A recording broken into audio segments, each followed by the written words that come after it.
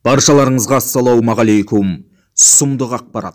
Әлеуметтік желіні шулатып жатқан Павлодарская Народная Республика деген жазу бар таңба пайда болды. Бұл туралы белгілі ақын, сондай-ақ ұлт жанашыры, тіл жанашыры Алмас Темірбай әлеуметтік желідегі өзінің парақшасында жазба қалдырып дабыл қаққан болатын. Павлодарская Народная Республикасы дегендері не сұмдық? Бұларды бақылап жүрген органдар бар ма?